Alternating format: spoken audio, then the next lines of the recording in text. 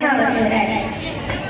මේ ලෝකයේ සියලු මුට්ටීන් අභිභවමින් ගුරු මුට්ටිය උත්තම වූ වන්දනීය වූ එක මුට්ටිය ලෙස පිළිගන්න නිසාම ඔක්තෝබර් මාසයේ 6 වන දින ගුරුවරුන්ට උපහාර පුදන දිනය ලෙස මුලින්ම 1994 ඔක්තෝබර් මාසයේ ප්‍රථම ගුරු දින උත්සවය ලංකාවේ පැවැත්වුවා.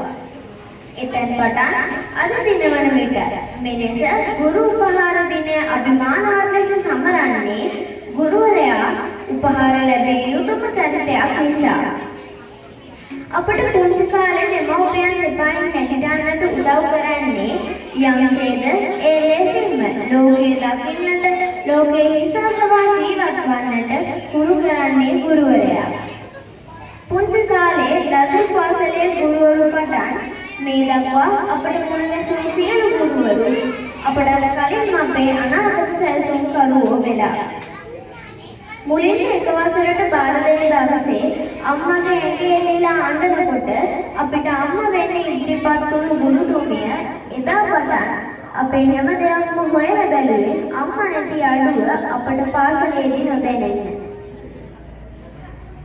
පොඩි කාලේදී කන්න බැහැ කියද්දී අපිට කෑම කවන්න පවා ගුරුවරු වෙහෙසෙනවා. අකුරක්වත් ලියන්න බැරි ආපු පුංචි අපට ලියන්න විතරක් නෙවෙයි පොත් ගණන් කියවන්න අපට පුරුදු කළේ අපේ ගුරු මව්පියවරු. ඉස්කෝලේ වෙලා විතරක්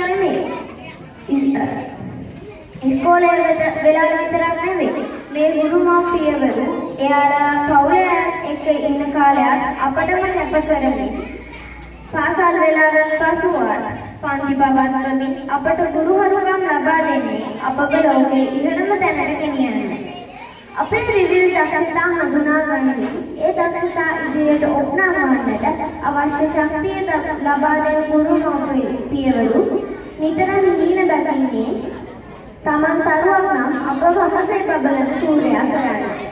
මෙවැනි ගුරු මව්පියවරුන්ට අපි උපහාර පිළිය යුතුමයි. සිදු කිරි පවා අප